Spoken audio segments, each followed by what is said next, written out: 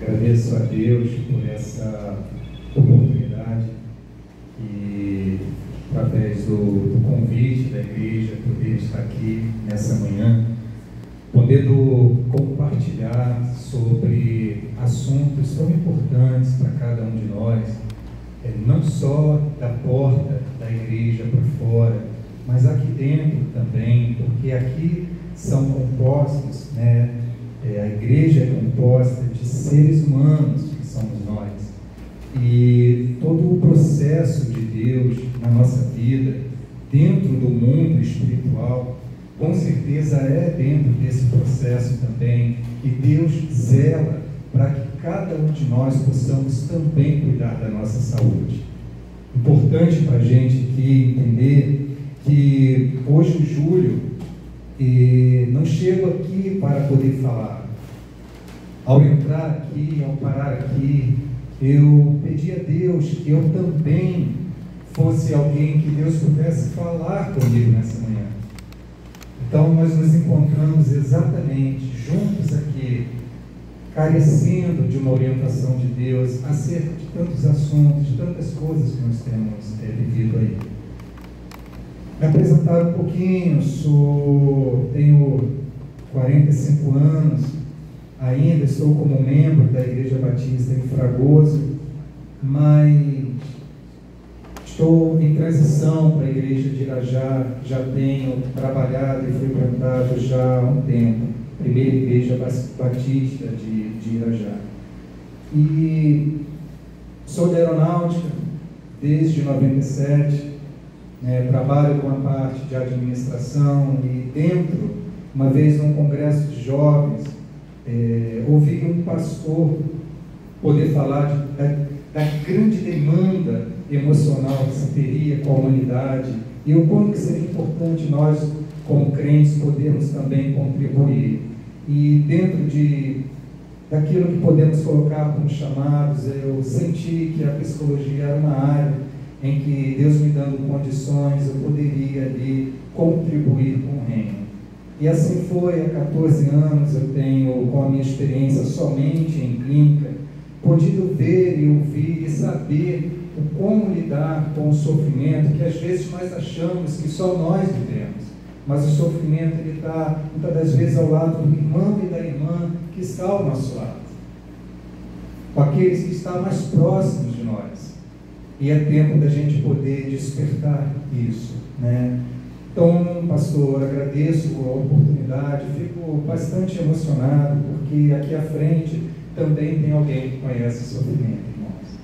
E eu agradeço a Deus de poder lhe dar a oportunidade, como eu disse, de poder compartilhar aqui com os irmãos e falar. Como psicólogo cristão, trouxe um tema colocado ao meu coração. Não poderia falar de psicologia aqui sem estar subordinado ao Freud da nossa vida espiritual, que é o pai dos psicólogos, o psicólogo dos psicólogos, que traz aqui o grande norte de comportamento para a nossa vida, que é a Bíblia, o nosso Deus. Então, como psicólogo cristão, pretendo hoje poder compartilhar aqui, mas baseado na palavra do Senhor, já lida aqui no início pela coincidência. Bom, não há coincidência no mundo espiritual, mas o texto base para a gente como tema, a esperança na presença de Deus. Eu gostaria que você falasse junto comigo, a esperança na presença de Deus. Só as mulheres. A esperança na presença de Deus. Vamos lá, irmãos. A esperança na presença de Deus. Vamos nos colocar de pé, vem de um lugar que quando entra a autoridade, todos nós nos levantamos. Aqui a gente está diante do general dos nossos generais, que é o nosso Senhor Jesus. Abra sua Bíblia e vamos ler novamente Salmos 23, apenas o versículo 4. Nós lemos no início do culto e é o versículo base aí para a gente poder compartilhar hoje. Salmos 23, o versículo 4. Acompanhem comigo. Ainda que eu ande pelo vale da sombra da morte, não temerei mal algum, porque tu estás comigo, o teu bordão e o teu cajado me consolam. Podeis assentar, irmãos. a esperança na presença de Deus, né? E esse texto, o salmista, ele fala sobre a importância de sentir que alguém importante está presente, está conosco. O salmista, é bastante conhecido esse texto para a gente, ele tenta fazer aqui uma grande comparação da relação que existe entre o pastor de ovelhas e as ovelhas. E ele faz uma analogia, ele faz uma comparação de nós quanto ovelhas e com o pastor que cuida e zela de nós, que é o Senhor Jesus, que é o nosso Deus.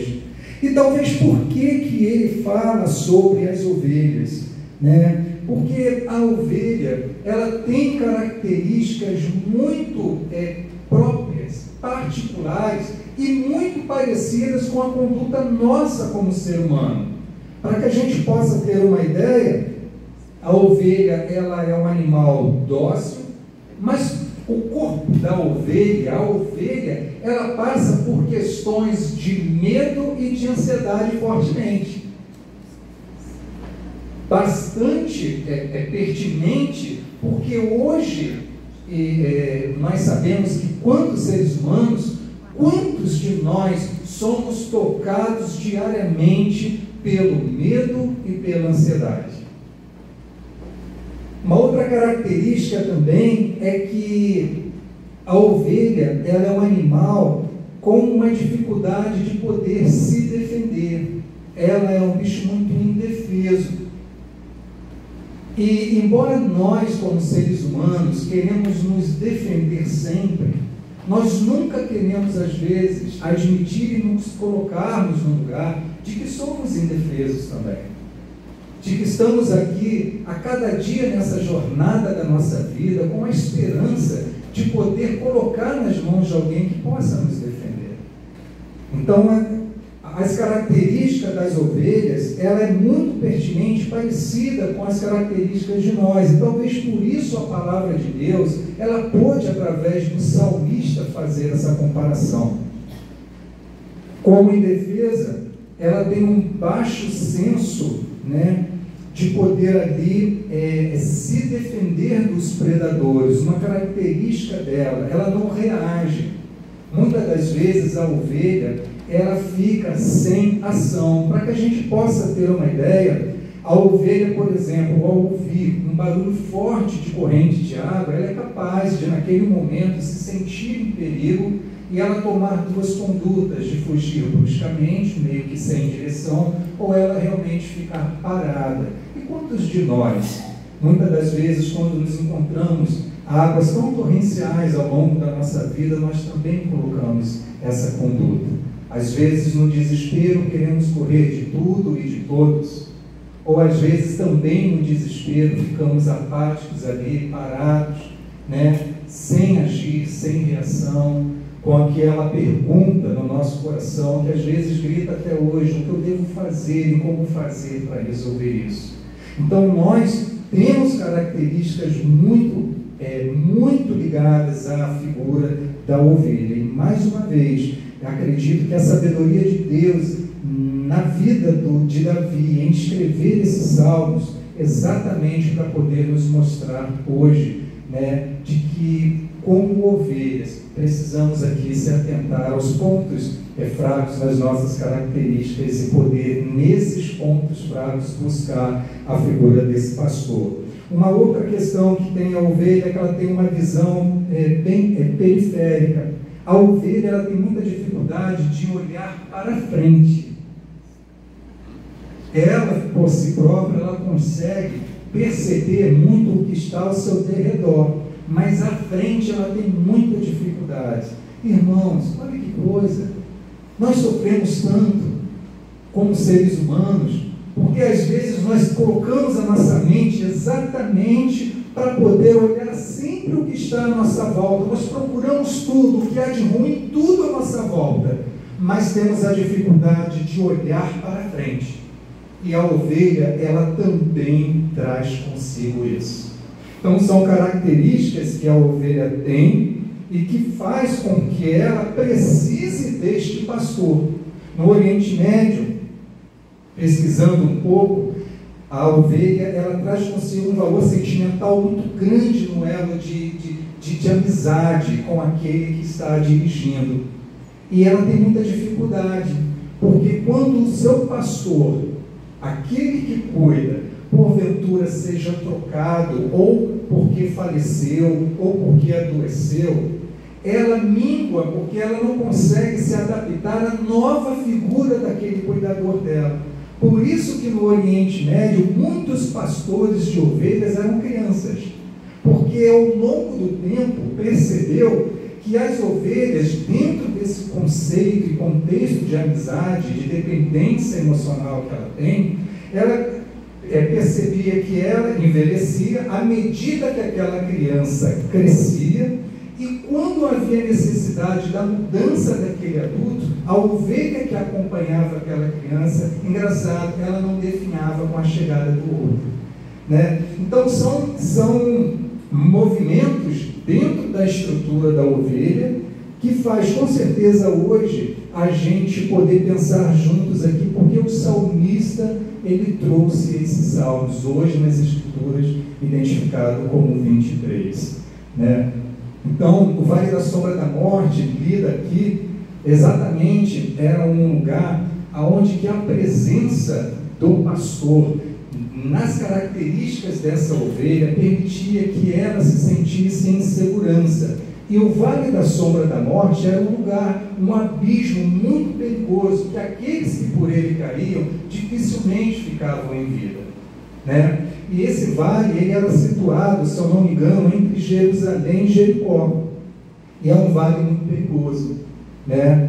E veja, né, o próprio salmista, ele compara, né, o que acontecia lá, de as ovelhas passarem por aquele vale, em tranquilidade, porque ela sabia que havia alguém que as dirigia, que havia alguém presente. A presença do pastor permitia que todas as dificuldades que aquelas ovelhas tivessem, elas pudessem desenvolver a segurança. E observava-se que na segurança elas conseguiam seguir. Como nós, irmãos.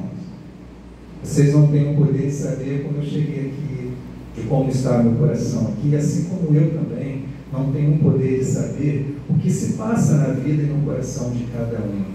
Mas uma coisa, o salmista, a palavra de Deus, ela nos diz que quando nós temos a presença de alguém que zela por nós, automaticamente o nosso corpo, ele começa a se sentir em segurança. Ele começa a ser colocado num lugar em que ele tenha ali a certeza de que alguém está cuidando, de que alguém está sendo, e alguém está zelando por ele, né? Então a gente percebe que uma ovelha, ela, diante do perigo, ela aciona alguns mecanismos bem interessantes que a gente vai poder falar um pouquinho sobre isso, né? A gente percebe que o Vale da Sombra da Morte despertava nas pessoas, despertava naquele pastor, com certeza, que se preocupava, despertava nas ovelhas pela dificuldade de poder seguir em frente, porque afinal de contas o que havia de forma periférica era o abismo, e aquilo permitia que ela apenas focasse naquilo, e a dificuldade de poder olhar em frente, necessitando do pastor. Eu quero dizer para você, meu irmão, minha irmã, nós precisamos seguir em frente.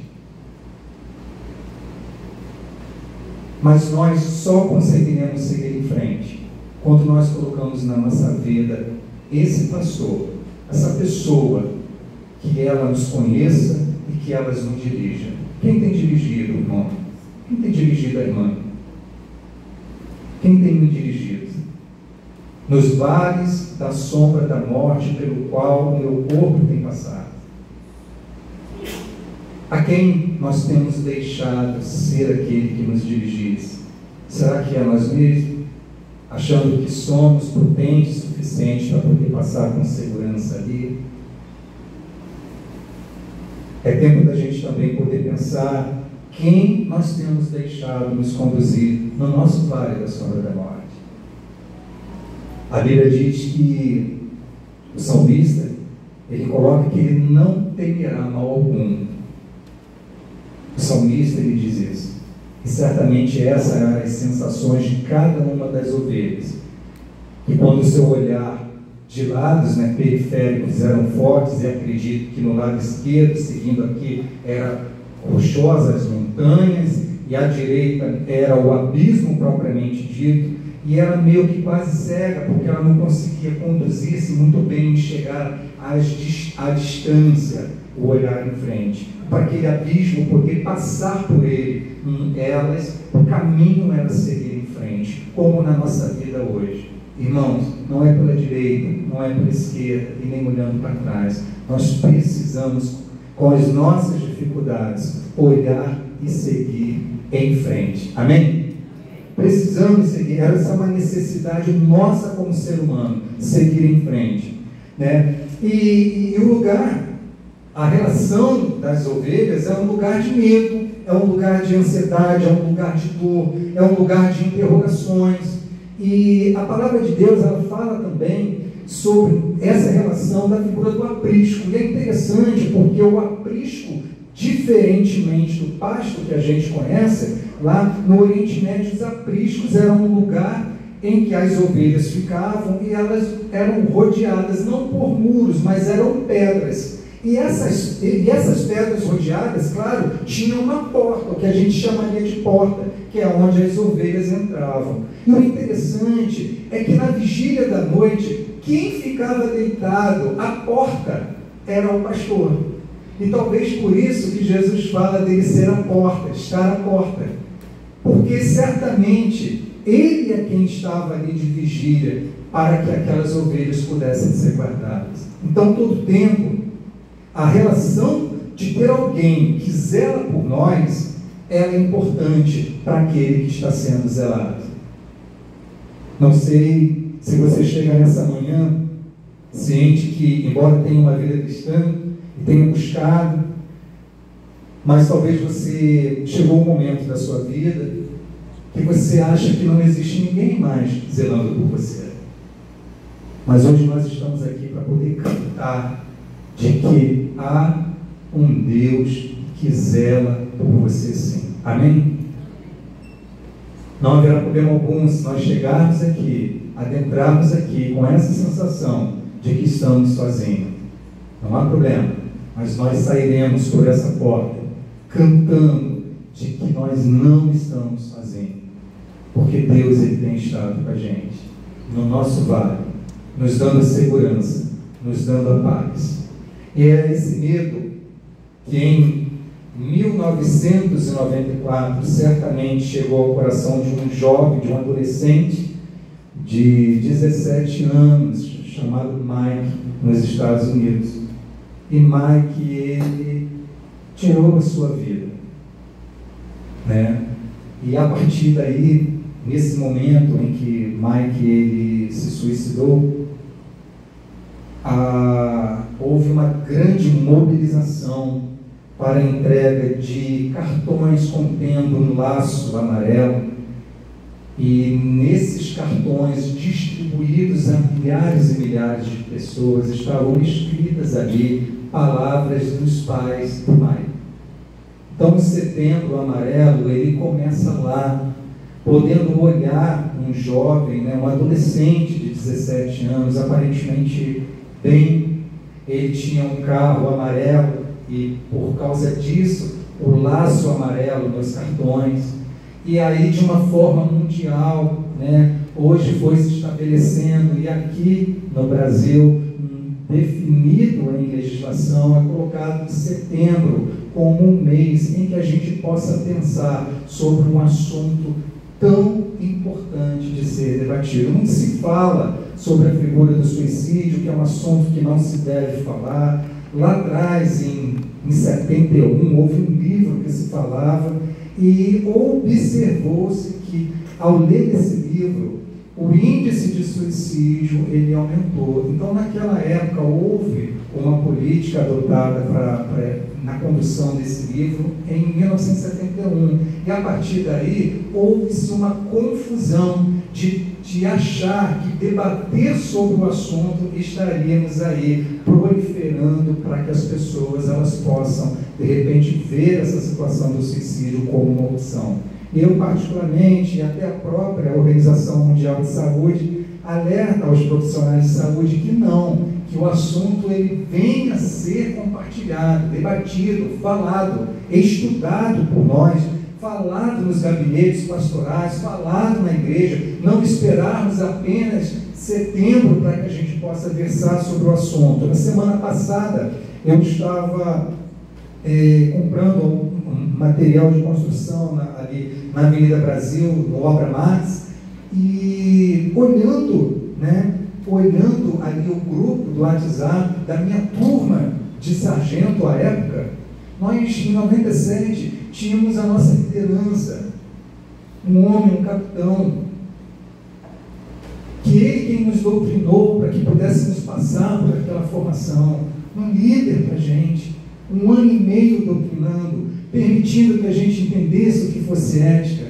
E o interessante é que quando eu fui na União Evangélica lá em São Paulo, do Novo, que a escola era lá, aquele homem que era tão duro durante o dia para a gente, ele estava com a sua guitarra cantando louvor a Deus, era um homem cristão. Quantos anos se passaram? É o nosso líder. E infelizmente, no sábado passado, ele retirou sua vida. Não mais como capitão, os anos se passaram, um coronel, um líder. Então, irmãos, é um assunto que nós precisamos conversar sobre isso, sim. Precisamos entender a dor que Mike teve, a dor que muitos tiveram, com certeza. E eu trago aqui dentro do que o nosso salmista coloca, quando ele fala sobre andar pelo vale da sombra da morte. Para tudo aquilo que teme o nosso corpo, ele vai trazer algumas sensações muito presentes na figura daqueles que acabam cometendo o suicídio. E é sobre eles que eu gostaria de poder falar um pouquinho aqui. Eu gostaria de falar do número 1, que é sobre a ansiedade. Muito se fala sobre a ansiedade, mas a ansiedade, ela tem o seu benefício. A ansiedade, ela é colocada na nossa vida com um propósito bom. Você sabia que a ansiedade era colocada nós, como seres humanos, para 3 propósitos importantes? É por meio da ansiedade que a gente consegue se defender, que a gente consegue atacar e a gente consegue fugir do perigo. Nós só conseguimos nos defender, nós só conseguimos atacar, nós só conseguimos fugir do perigo por meio da ansiedade. Existe uma glândula aqui no cérebro e quando nós nos vemos em perigo, essa glândula balança e o nosso corpo ele se prepara para um processo que é chamado de estado de alerta. E esse processo é para que a gente possa se defender do perigo. Se nós fizéssemos uma pesquisa aqui, e com certeza nesse plenário aqui, vai ter aquele corpo que a gente possa considerar o menos ansioso, e aquele ali é mais zen, aquele ali é mais tranquilão, ou tranquilona, e de repente poderemos apontar, aquele ali é mais tenso, é mais nervoso, aquele ali é mais agitado. Se fechássemos a porta e jogássemos um leão aqui dentro, o menos ansioso, aquele até então louvável, ele seria um dos primeiros a estar na boca desse leão.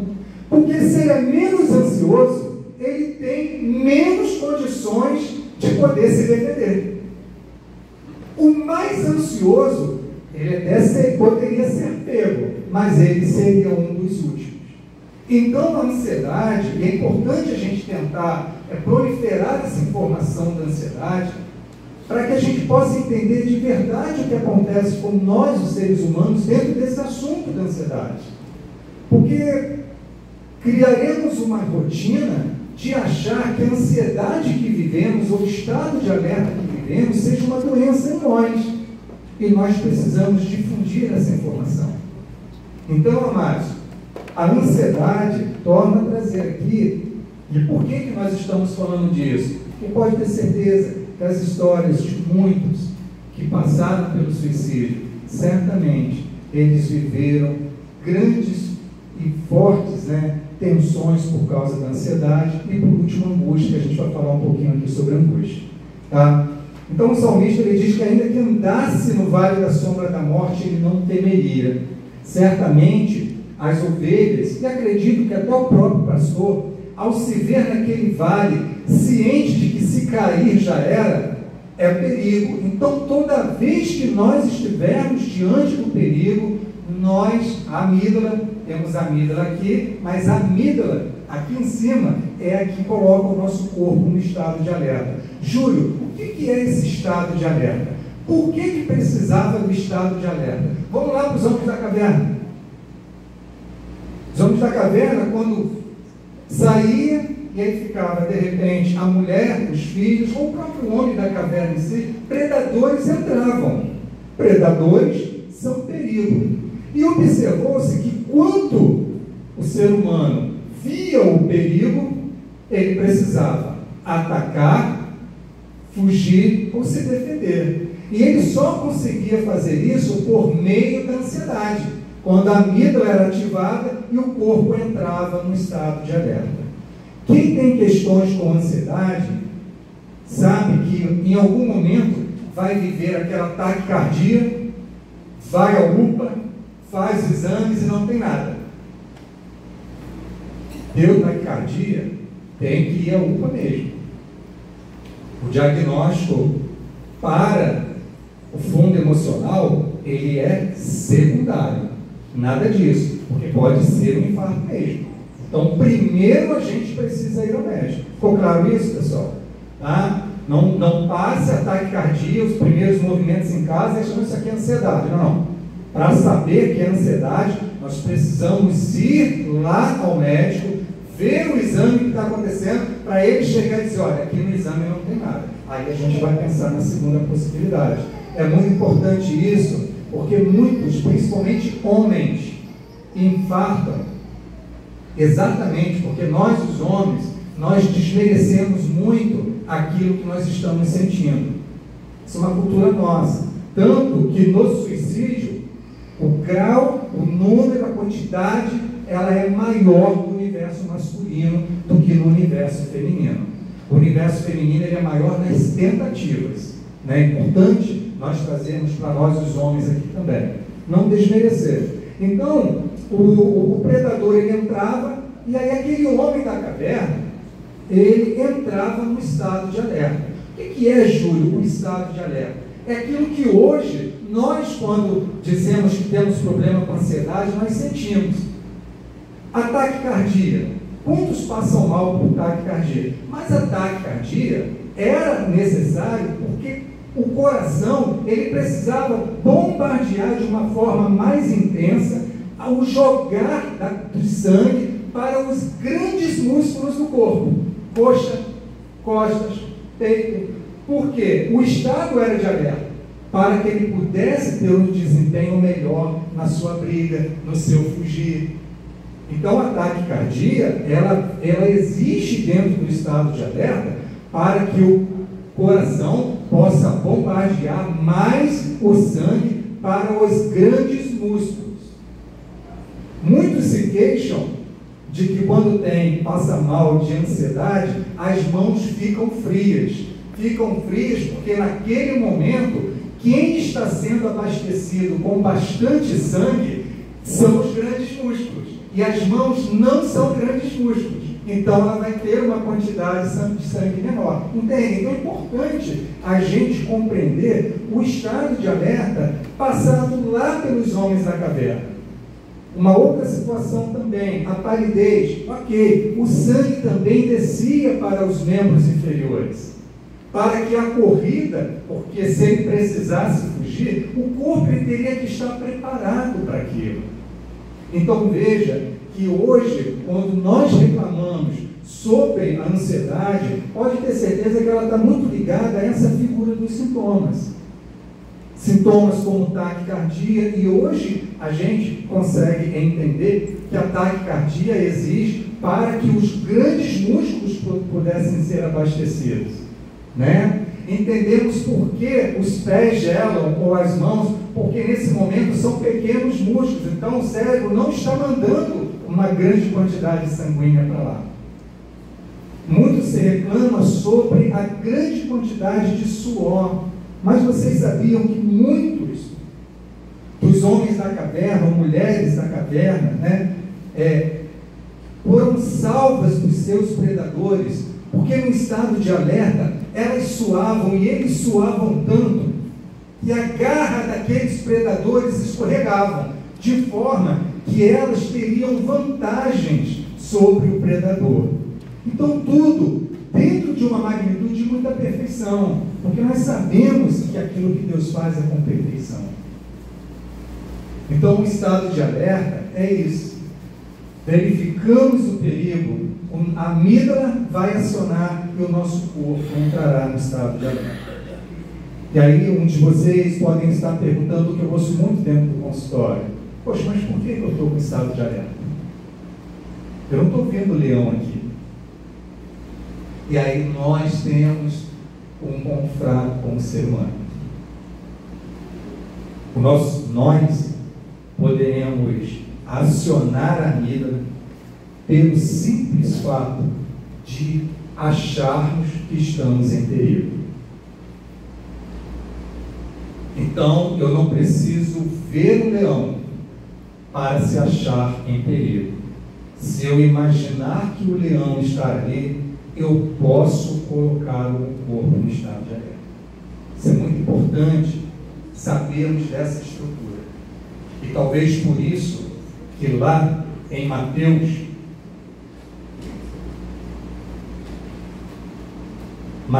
6,